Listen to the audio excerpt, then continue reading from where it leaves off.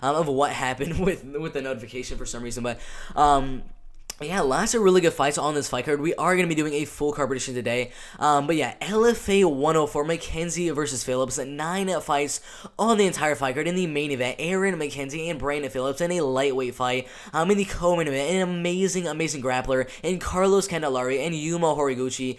This man's an absolute beast. A lot of wins inside the LFA. A win inside of Dana White's Contender Series. Right now, is ranked at the 76th best flyweight fighter in the world. An undefeated record of 7 wins and 0 losses. We have a middleweight fight. Joelle Bauman and Julian Leblanc, Kelvin, Rayford, and Chris Brown in a welterweight fight. Chris Brown had a super close fight with Ignacio Bahamondes in his last fight by split decision. It was a super close fight against a guy that's inside of the UFC right now. We have Timothy Tavis and Javier Garcia. Both guys have pretty good grappling. Thomas Peterson, an absolute beast in the striking game, in the grappling game, in the wrestling game, in this ground and pound. Everything about this man just strikes me as UFC caliber, as Dana White Contender Series caliber. That man's an absolute beast. We have a Benoit Ikebuna and Roland Dunlap. A lot of really good fights on the fight card. A lot of fights that could potentially be finishes on the fight card. But in the first fight of the night, we do have Benoit Ikebuna and Roland Dunlap. This fight is a middleweight fight. Benoit Ikebuna, 2 wins and 1 loss, 6 foot 1 inch tall. And then Roland Dunlap, the man is an absolute beast. Really good wrestling, and his kickboxing is amazing, man. I watched some of his film in his amateur career. The man looks like an absolute beast. 6 foot 3 inches tall. He's a very lengthy fighter. His striking is amazing. Knockout in his last fights as an amateur fighter. Second round submission, third round knockout, second round knockout, first round submission, and second round knockout. Only 1 win that are going all the way. Actually, I don't even know if that win did go all the way. In his first fight as a professional MMA fighter, they did go by KO TKO in the first or second round. Now joining the LFA, just look up one of this man's fights. He's such an elusive middleweight fighter. Kind of pegs me as a guy like Israel Adesanya, who just moves around a lot, lands a lot of good leg kicks, and is a very long fighter. Has really good kickboxing, pretty good takedown defense, and Benoit Ikebuna, also a very good striker. 2 wins and 1 loss. He's got a first round armbar submission and a first round knockout win. And then in his last fight against Hunter Colvin, an absolute beast, 3 wins and 0 losses. Lost fight by first round. The rear naked submission, but guess what, guys? This fight most likely is going to be ending by KO TKO in the very first round, or one of these guys is going to dominate the fight on the feet and win the fight by unanimous decision. But Roland Dunlap has the reach advantage, has the height advantage. If you watch this man's fights, he's such an elusive striker. He really defends those takedowns really well. And it's very hard to punch this guy. His head movement is really good. So I think it's going to be very hard for a guy like Benoit Ikebuna going out there and trying to land that one punch to try and knock out Roland Dunlap in the fight. I don't really think that's going to happen. It is possible. That definitely could happen. But I think Roland Dunlap is going to kind of defend those shots from Benoit Ikebuna, trying to knock him out. And he's going to make this a technical kickboxing fight and ultimately win the fight by 30-27 unanimous decision. He's an absolute beast. Only 1 fight as a professional MMA fighter 2.5 years ago. That also could be playing a factor, as he hasn't fought in 2.5 years. But from the film that I've watched of the guy, he is an amazing kickboxer with really good takedown defense, so really good movement, really long, lengthy fighter in the middleweight division. I 100% have Roland Dunlap winning that fight by 30-27 unanimous decision. The fight after that, what do you want me to say? We have Thomas Peterson and Odell Pontine, 0 wins and 1 loss. And then Thomas Peterson, 3 wins and 0 losses. As an amateur, had 5 wins and 0 losses. The man's an absolute beast. Decision win over Jimmy Barnes. First round knockout win, third round TKO, first round knockout, and first round Americana. As a professional MMA fighter, first round knockout win over BJ Lacey. A first round knockout win inside of the LFA. And guess what? Another first round knockout win in 19 seconds into the first round over Kimo Lewis. The man has striking, the man has wrestling, the man has grappling. He's such a tall fighter in the heavyweight division. He's a big fighter as well, 258 pounds, 72-inch reach. Odell Pontine, 1 win as a professional MMA fighter over Joey Soto by unanimous decision. I saw that fight with Joey Soto. Joey Soto is garbage. 0 wins, 3 losses. And he had a very tough time in the striking game against a guy that's 0-3 outside of the LFA. What do you guys want me to say for this one? Thomas Peterson is going to go out there and dominate the fight. If they put betting odds for this fight, to be honest, why not put Thomas Peterson as like minus 2,000, minus 5,000, something absolutely extreme like that? Because there's literally zero chance, in my opinion, that Thomas Peterson is gonna lose a fight. He has amazing power, amazing wrestling, amazing ground and pound. He's gonna dominate the fight 100%. And if you guys for some reason think that Odell Pontin is gonna win the fight, slap yourself. You are crazy, man. Thomas Peterson is gonna dominate the fight. Odell Pontin just garbage, man. I don't really know how he's getting a shot inside the LFA. I'm not sure if this is a short notice fight or if they're just trying to feed Thomas Peterson a easy win inside of the LFA. Who knows, but Thomas Peterson is going to dominate this fight 100%, and I have him finishing the fight in the first minute of the very first round, by first round TKO, first round knockout, or first round submission. Just, it's going to be an absolute domination. That's all you really have to do, is look at this fight. I mean, Thomas Peterson should be a minus 10,000 favorite. He's an absolute beast. But after that, we have Javier Garcia and Timothy Tavis. Javier Garcia, 6 wins and 3 losses. Timothy Tavis, 29 years old, 5 wins and 2 losses. This is a catchweight fight at 150 pounds. I'm not sure if either fighter missed weight or anything like that, but this fight is taking place in the 150 pound weight class, right near the featherweight division and right near the lightweight division. They both have similar ages, similar heights, and similar reaches. It doesn't really show the reaches right here, but I'm pretty sure, I think Timothy Tavis is 5'9" tall and has a reach of 67 inches, I believe. Javier Garcia, 6 wins and 3 losses. Very, very good grappler. You look right here, 4 submission wins, 2 decision wins, and 0 KO TKO wins on his record. When he joined the LFA, which was never actually, I'm just kidding. He joined the LFA in his last fight against AJ Cunningham, won the fight in a dominant grappling performance. I mean, it was an amazing performance. He won that fight by unanimous decision before got one more win by split decision, then lost 2 fights by submission and unanimous decision, and then ended up fighting Gabe Green at the beginning of his career. This guy is inside of the UFC right now. But the man has really, really good grappling. Timothy Tavis, 5 wins, 2 losses, almost 30 years old right now. Has, I'd say, better striking in the fight, but definitely is not going to be having the wrestling and the submission and the grappling advantage. He does have 2 knockouts, 1 submission, and 2 decisions. His striking is pretty good. He has some pretty good power in his hands. He's not really a fast striker. He is going out there trying to get that one-punch knockout. He just, I don't really see him getting that knockout, because when you got a guy that is going for that one-punch knockout, trying to finish you in the first second round by KO, he's gonna overextend a little bit. And when you got a guy, his opponent in Javier Garcia, who knows when a fighter overextends, that is an easy opportunity to go for a double leg, to go for a single leg, get him down easy, get on top, get full mount, rain down punches, go for submission after submission after submission. Javier Garcia has to love this matchup right here. I think in the fight, he's gonna get a takedown in the first 2 minutes of the very first round, get him down, ground and pound, submission after submission after submission, takedown after takedown after takedown, over and over and over again. It is very likely we see a submission. It is very likely we see a TKO, but I think Timothy Tavis has good enough submission defense, and he's good enough on the ground where he's not taking too much damage, where the ref would kind of be forced to actually stop the fight. So I think this fight is gonna go all the way, but I think it's gonna be an absolute domination on the ground. Javier Garcia is gonna go for takedown after takedown after takedown, get him down, ground and pound, submission, over and over and over again. Dominate the fight on the ground, and I think Javier Garcia is gonna win the fight by 30-26. Possibly a 30-25 unanimous decision. I think it's going to be a dominant grappling performance from Javier Garcia in the fight. And then after that, we have Kelvin, Rainford, and Chris Brown. This fight is a closer fight on the fight card in the welterweight division. Kelvin Rainford, 5 wins and 2 losses. Chris Brown, 5 wins and 3 losses.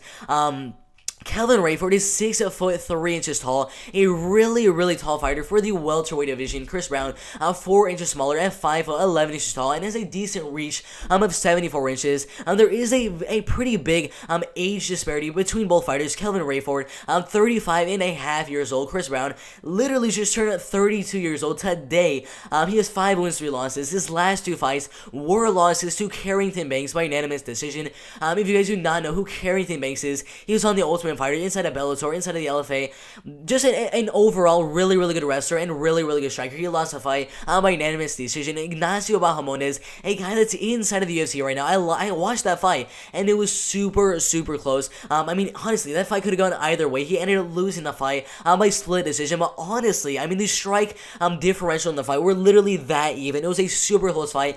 He's a UFC caliber fighter. Ignacio Bahamondes, and then in his last fight, Carrington Banks, also UFC caliber caliber, Bellator caliber. There's both losses right here against very, very good competition. Before that, was doing really, really good. It was on a very, very good win streak. 3 wins in a row. First round knockout win, second round knockout win inside the LFA. Decision win, 1 loss against Thomas Gifford by split decision, and then a decision win in a first round submission win. He was doing really, really good before those 2 very, very close losses. He's UFC Bellator caliber fighters. And then you got Kelvin Rayford. This man is a very, very good striker. First round knockout win, first round submission win, first round knockout win, first round knockout win, and a third round submission win. If you notice, every single one of his wins and losses are being finishes. Every one of them, first round submission, first round knockout, third round submission loss, second round submission loss, whatever the case may be, every single one of his fights is a finish. But he is coming off a third round submission, a first round knockout, and a first round submission. The betting odds for the fight are super, super close. The tablet predictions are really, really close. 73% going Rayford to win the fight, and 27% going Brown to win the fight. Just yesterday, the tablet predictions were about 54% going Rayford, and I believe like 46% going Brown to win the fight. It's just a really, really close fight. In my opinion, it's gonna end by KO TKO.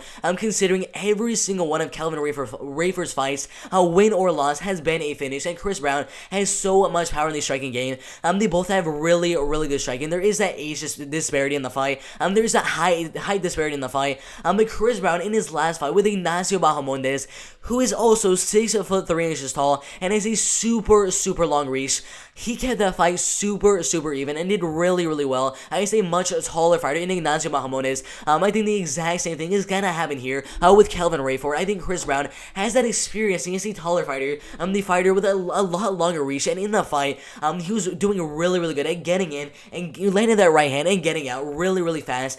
He was landing a lot of good right hands in that fight.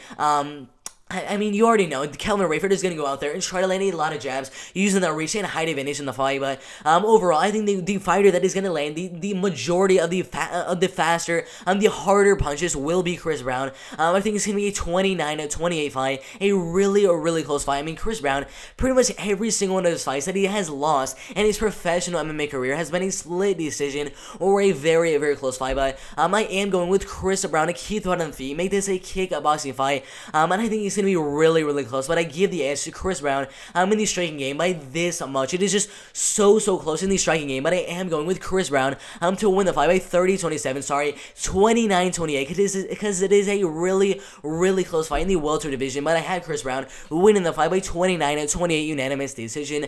After that, we have Julian Leblanc and Joelle Bauman. To be honest, before I saw that, right when I saw this fight, I didn't really know much about Julian Leblanc. I had a little bit of experience watching some of Joelle Bauman's fights, but I didn't really know too much about Julian Leblanc. And from the film that I've seen of this guy, his head movement is really bad. He moves back in every single one of his fights. They just chase him around the cage, and he doesn't have good head movement at all. And when you're facing a guy like Joelle Bauman, who's a really good striker, first round a head kick KO, unanimous decision, as an amateur, first round knockout, decision, first round knockout, and 2 decision wins. He's just a super good striker, with 1 knock on his record, and as an amateur, with 2 knockouts on his record. A lot of power in his hands, and a lot of really good striking and kickboxing skills. When you're facing a guy like Joelle Bauman, and you are Julian Leblanc, who does not have the best head movement, in my opinion. From the film I saw, his head movement is just not good whatsoever.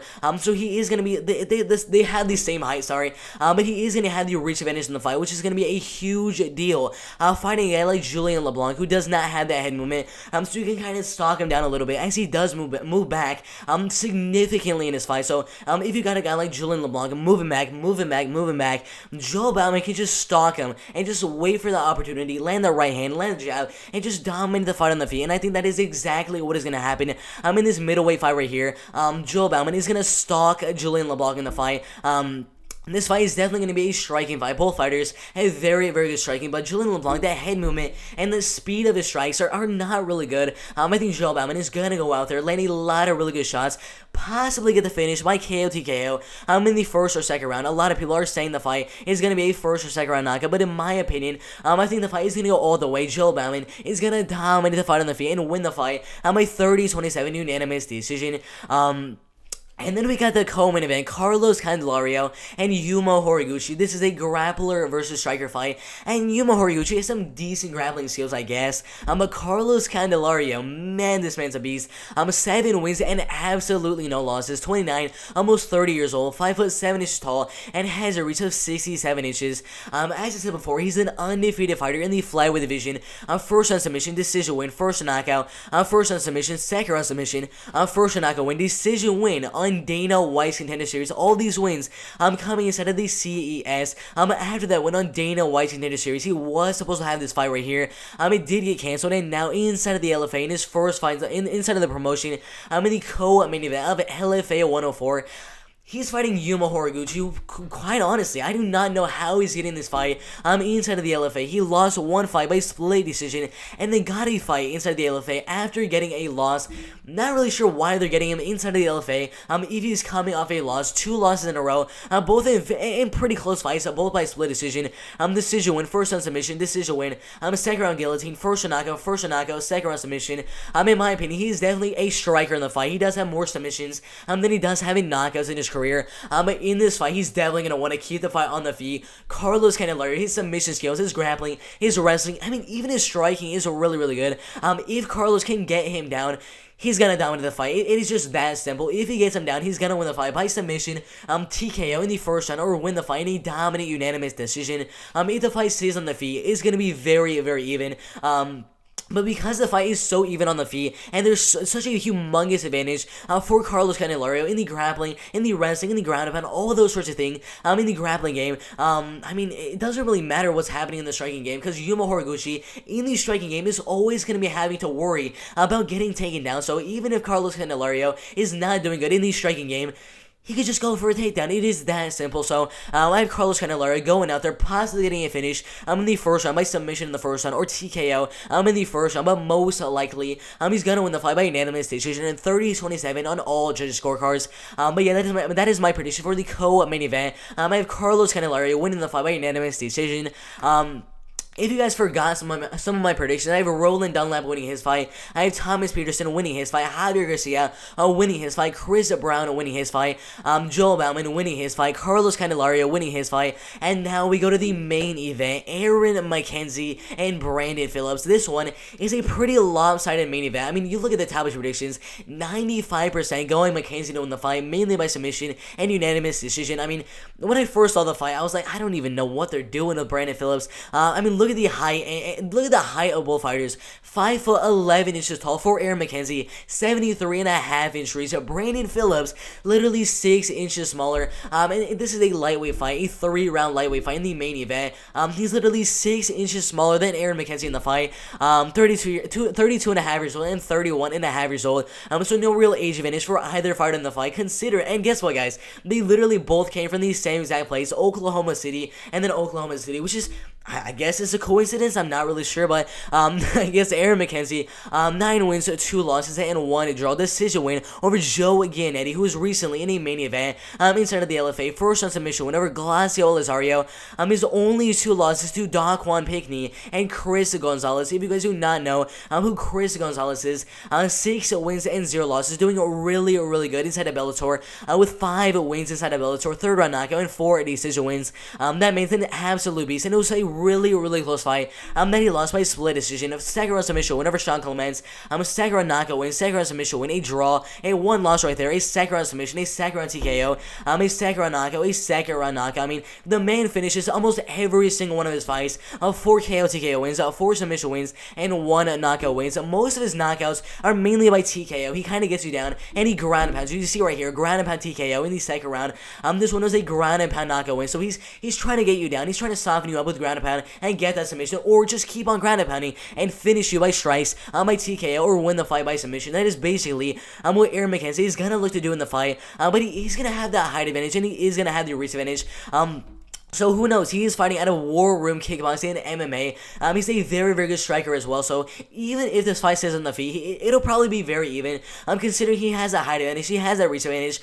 But it doesn't matter. It doesn't really matter if he does not do good in the striking game. His grappling, his wrestling, his ground and pound, everything like that, his jiu-jitsu, everything is way far superior than that of Brandon Phillips. 8 wins and 3 losses. You look at how many wins he has by knockout: 5 KO TKO wins, 1 submission win, and 2 decision wins. Started out with 5 straight wins in a row. Lost 1 fight. Got a decision win inside of Bellator. Lost 2 fights in a row to really good competition. Like Bryce Mitchell by second round submission and AJ McKee Jr. by unanimous decision. After that, got 2 wins, a second round knockout win, and a unanimous decision, and then had a couple kickboxing fights here and there. But you know Brandon Phillips is going to want to keep the fight on the feet. It's going to be very even in the striking game. I don't even know who has the advantage in the striking game. I'm not really sure right now, but I probably give the striking advantage. The power advantage would go to Brandon Phillips, with the striking advantage, and who's going to actually be landing the more shots would be Aaron Mckenzie. And because of Brandon Phillips is going out there trying to get that knockout, you saw 5 out of his 8 professional MMA wins are coming by KO TKO. He's going to go out there and try to get that knockout. And again, as I said in multiple fights in this fight card, if you were going out there and trying to get that one punch knockout and trying to knock out Aaron Mckenzie is licking his lips because he knows you're going to overextend a little bit, and he's going to grab a double leg, get you down and ground and pound you, go for submission, and just dominate you on the ground. His wrestling, his grappling, his ground and pound is going to be way too much. Even if the striking game is not going in Aaron Mckenzie's favor, he's going to take him down. He's going to dominate him there. And considering this is a 3-round fight, I think the fight is going to go all the way. If it was a 5-round fight, I'd probably say Aaron Mckenzie might finish in the 4th round, something like that. But considering it's a 3-round main event, I am going Aaron Mckenzie to win the fight by 30-26 unanimous decision. That is right. I have one of the rounds being a 10-8 round for Aaron Mckenzie. I think it's going to be a domination, but tell me what you guys think is going to happen on the fight card. I have Aaron Mckenzie winning his fight. I have Carlos Candelario winning his fight. I have Joelle Bauman winning his fight. I have Chris Brown winning his fight. I have Javier Garcia winning his fight. Thomas Peterson winning his fight. And Roland Dunlap winning his fight. If you guys agree with any of these predictions, if you guys have any disagreements with any of these predictions, just put that in the comment section below. I'd love to see what you guys think is going to happen in any of these fights on LFA 104. A lot of really good fights on the fight card, but there are plenty of fights that could end by finish. But yeah, that is it for the video.